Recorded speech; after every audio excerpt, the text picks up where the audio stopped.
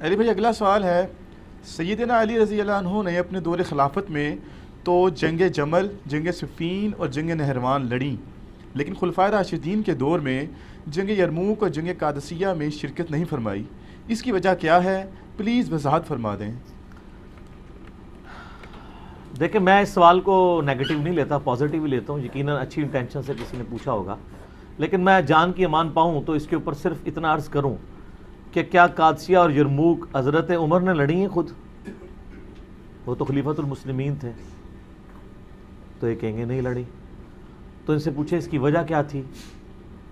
وہ کہیں گے اس لیے کہ وہ مسلمانوں کے امیر تھے، وہ آگے جا کے شہید ہو جاتے تو پیچھے مسلمانوں کی جمعیت ٹوٹ جاتی۔ یہ بھی وہ کہے گا جس کو تھوڑا بہت کوئی علم ہوگا تاریخ کا، باقی تو منہ ہٹ کے بیٹھ جائے گا کہ سوال کرتا ہے۔ تو اور حقیقت بھی یہی ہے، آپ کو پتہ ہے کہ سیدنا عمر خود قادسیہ لڑنے کے لیے جا رہے تھے، کیونکہ یرموک سے زیادہ سخت جنگ قادسیہ کی ہوئی ہے۔ اس کی وجہ یہ تھی کہ جو رومن امپائر تھی نا، ان کے آج کی جس طرح آپ سمجھ لیں امریکہ، صدیوں سے وہ ورلڈ چیمپئن تھے، سپر پاور تھے، اگر ان کو کوئی چیلنج کرتی تھی تو پرشین امپائر کرتی تھی، لیکن وہ چونکہ چیمپئن تھے، ان کے فوجی مراد کے اور آسانیوں کے عادی ہو چکے ہوئے تھے۔ لیکن جو پرشین امپائر تھی نا، یہ چونکہ عرب کے نزدیک تھی، جس طرح عرب کے لوگ ٹف جنگجو تھے نا ریگستانوں کے، تو جو یہ فارس کے لوگ تھے نا، ایران کے، پرشین امپائر کے، یہ بھی ان کے لیول کے ٹف لوگ تھے، بلکہ ان کے پاس تو ہاتھی بھی تھے۔ عرب کے گھوڑے تو ہاتھی دے کے ہی بھاگ جاتے تھے۔ بڑی مشکل سے پھر مسلمانوں نے 8,500 مسلمانوں کی قربانی سے قادسیہ جیتی گئی ہے۔ وہ آپ عمر سیری سر دیکھیں تو آپ کو پتہ چلے قادسیہ کیا ہوئی ہے۔ تو نہج البلاغہ میں مولا علی کا ایک خطبہ موجود ہے، جو میں نے جو ہے مسئلہ 162A میں بیان کیا تھا، کلپ لاکھوں لوگوں نے دیکھا ہے، خلفائے ثلاثہ کی شان میں مولا علی کے خطبات، 5 خطبات۔ ان میں سے اب یہ شیعہ کی کتاب کے اندر خطبہ موجود ہے، سنی تو ویسے ہی مانتے ہیں کہ حضرت عمر نے مشورہ لیا کہ میں قادسیہ کے لیے خود جانا چاہتا ہوں، بڑی جنگ ہے، میں خود لیڈ کروں۔ لیڈ کرنے سے یہ ہوتا ہے کہ پھر وہ نچلے لوگوں کا مورائل بلند ہوتا ہے۔ تو حضرت علی نے آ کے ان کو سمجھایا، اور بڑے زبردست الفاظ ہیں، ورڈ بائی ورڈ میں نے اس میں پڑھے ہیں نہج البلاغہ سے۔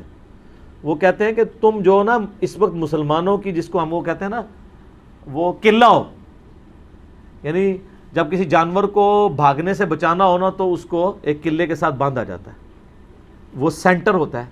قلعہ قائم ہے تو جانور قائم ہے، قلعہ اکھڑ گیا تو گیا۔ تو ان کا تم مسلمانوں کا اس وقت سینٹر ہو، اگر تم مارے گئے تو پیچھے مسلمانوں کی جمعیت بکھر جائے گی، تم اپنی جگہ کسی اور کو بھیج دو۔ سعد بن ابی وقاص کو بھیجا گیا رضی اللہ تعالیٰ عنہ۔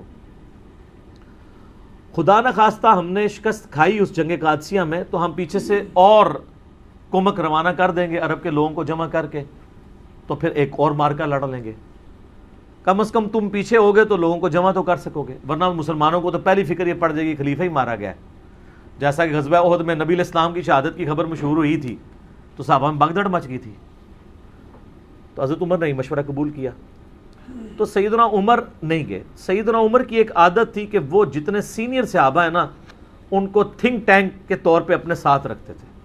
اس لیے آپ دیکھیں سعد ابن ابی وقاص نے جیسے ہی فتح کیا نا پرشیا، انہوں نے واپس بلا لیا ان کو کہ تمہارا مدینے میں ہونا ضروری ہے۔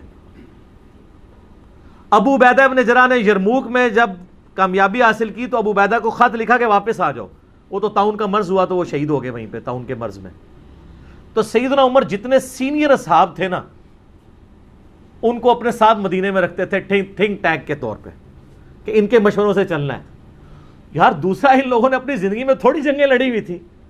خیبر آپ کو کس نے جتوایا ہے؟ مولا علی نے۔ خندق پہ کس نے فرنٹ سے لیڈ کیا ہے؟ مولا علی نے۔ بدر میں 20 سے زیادہ کافروں کے سردار کس نے قتل کیے ہیں؟ مولا علی نے۔ احد میں بھی۔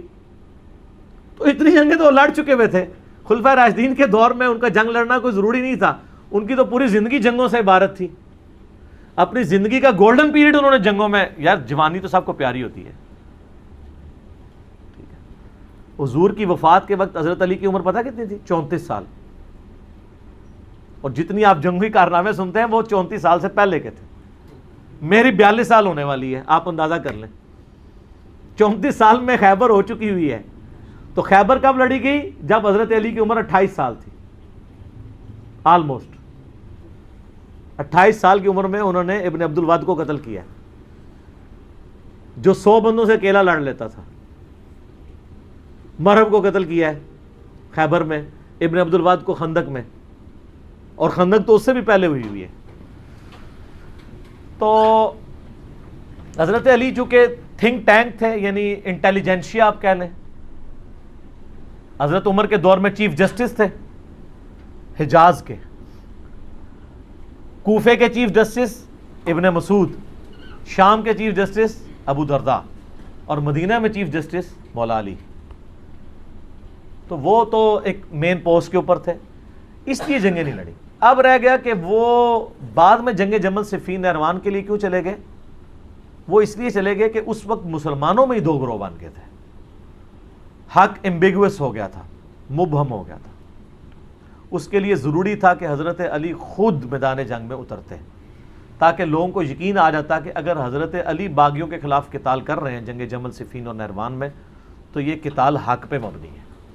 کسی کو بھیجتے تو لوگوں نے کہنا تھا یار ادھر سے تو حضرت عائشہ اور طلحہ اور زبیر آ گئے ہیں رضی اللہ عنہم اجمعین وعلیہم السلام اجمعین, ادھر سے عمار بن یاسر چلے جاتے, تو لوگوں نے کہنا تھا یار وہاں تو حضور کی بیوی ہیں, اتنے جیے سے آبا ہیں, چلیں عمار بن یاسر سیدہ عائشہ کے علاوہ باقیوں سے تو تگڑے تھے, لیکن پھر بھی لیکن مولا علی خود جاتے تو پھر اس میں, ورنہ تو جنگ جمل ہار جانی تھی انہوں نے اگر حضرت علی خود نہ جاتے. عبداللہ ابن السلام ویسے گھوڑے کے آگے آگے کھڑے ہو گئے تھے, کہا تھا امیر المومنین آپ کو مدینہ نہیں چھوڑنا چاہیے, مجھے خطرہ ہے آپ مدینے سے نکل گئے پھر قیامت تک دارالخلافہ مسلمانوں کا مدینہ نہیں بنے گا. حضرت علی کو بھی اس بات کی, لیکن انہوں نے کہا کہ بات یہ ہے کہ اگر میں نہیں جاؤں گا تو یہ جو فتنہ ہے یہ اس سے بڑا فتنہ ہے جس کو دبانا ضروری ہے. تو پھر سیدنا علی وہ کہتے ہیں جی کوفے دارالخلافہ شفٹ کر دیا تھا. آپ مدینے میں رہنے دیتے تو مدینے میں رہتے نا. قصاص عثمان کے لیے آپ مجھے پاکستان میں بتائیں, یہاں پہ بھی دھرنا دینے والوں کو اتنی تمیز ہے کہ دھرنا کدھر دیتے ہیں؟ پشاور میں دیتے ہیں, کراچی میں, اسلام آباد میں. کیوں؟ کیپٹل سٹی ہے. تو خلفائے راشدین کے دور میں کیپٹل سٹی کون سا تھا؟ مدینہ. لیکن دھرنا دینے والے بصرہ اور کوفہ پہنچ گئے, 1000 کلومیٹر دور, کہ ہم خود بدلہ لیں گے, قانون کو ہاتھ میں لیں گے. تو پھر حضرت علی کی مجبوری تھی کہ آپ بھی ادھر چلے جاتے. پھر کوفہ ایک فوجی چھاونی تھی جہاں سے سب کو کنٹرول کیا جا سکتا تھا, رومن امپائر کو بھی جو گر چکی تھی اور پرشین کو بھی, وہ سینٹر میں. اس لیے حضرت عمر نے اپنے دور میں سے فوجی چھاونی ڈکلیئر کیا تھا. بہرحال پھر حضرت علی کے جانے کی وجہ سے یہ معاملات سیدھے ہوئے, تو ان کی مجبوری تھی جانا, ورنہ لوگوں کے لیے معاملات ایمبیگوس ہو جانے تھے. آج تک نہیں لوگوں کو سمجھ آ رہی. تو اس زمانے میں جنہوں نے لڑنا تھا انہوں نے کیا لڑنا تھا؟ صحیح بخاری میں موجود ہے نا, حضرت عمار بن یاسر کو مولا علی نے بھیجا.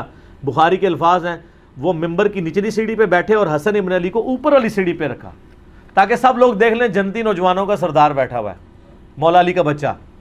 اور کہا لوگو اللہ نے تمہیں آزمایا ہے, ایک طرف دنیا اور آخرت میں تمہارے نبی کی بیوی ہیں, رسپیکٹ کم نہیں کی, آخرت جنت میں بھی عائشہ حضور کی بیوی ہیں, لیکن اللہ نے تمہیں آزمایا ہے کہ تم عائشہ کی اطاعت کرتے ہو یا اللہ کی اطاعت کرتے ہو, کیونکہ اولو الامر منکم اس وقت مولا علی ہیں اور ان کی اطاعت اللہ کی اطاعت ہے.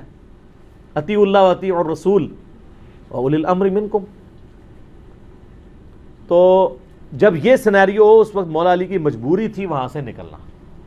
اور آپ دیکھیں انہوں نے بعد میں پھر کوئی ان کے ساتھ زیادتی بھی نہیں کی. جمل میں جو دوسری طرف سے مرے ان کے جنازے بھی پڑھائے ہیں, ان کی عورتوں کو لونڈیاں نہیں بنایا, خود سیدہ عائشہ کو عزت اور احترام کے ساتھ وہاں سے رخصت کیا ہے. تو یہ کہنا کہ حضرت علی نے جنگیں نہیں لڑی ہیں, حضرت علی نے تو آپ کو سپر پاور بنوایا ہے, ٹھیک ہے, اس کے بعد بھی سب کچھ بنا کے آپ کے حوالے کیا ہے, تو آرٹیکل پھر بھی نہیں سامنے آ گیا. اور جب برا وقت آیا پھر بھی حضرت علی کے گھاٹے فٹ ہوا ہے, اور الٹیمیٹلی ان کو بھی شہید کر دیا گیا.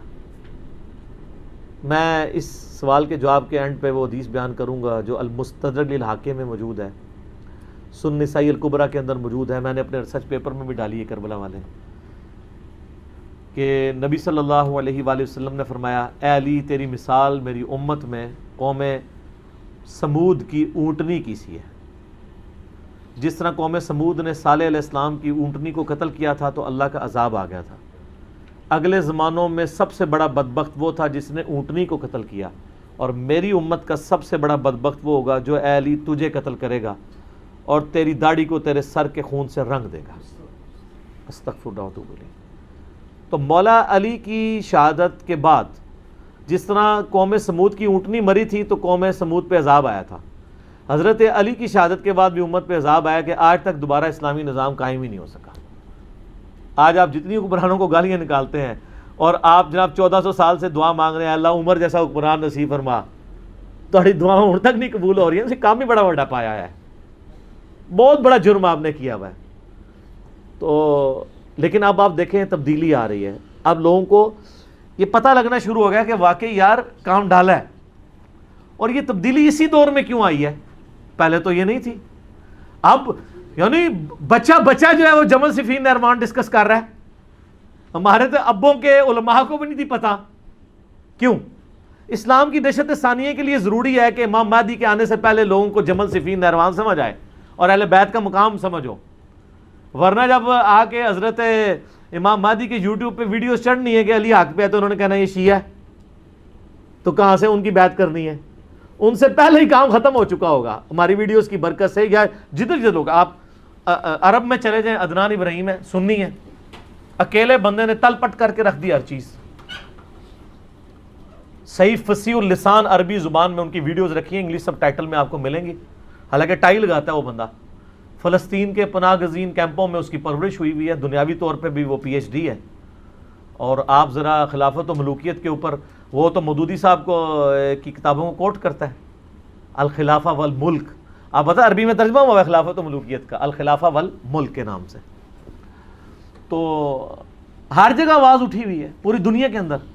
اور آپ دیکھیں یہ وہ آواز تھی جسے صدیوں تک حکمرانوں نے دبایا ہے، پھر بھی اٹھ گئی ہے، اور جس کے اوپر اربوں ریال لگ رہے ہیں. اینڈ رزلٹ زیرو ہے، نیگیٹو ہے، بلکہ زیرو نہیں ہے، نیگیٹو ہے. جب بھی وہ پاک چھوڑتے ہیں تو ادھر سے ہم اس کو پکڑ لیتے ہیں. ٹھیک ہو گیا جی.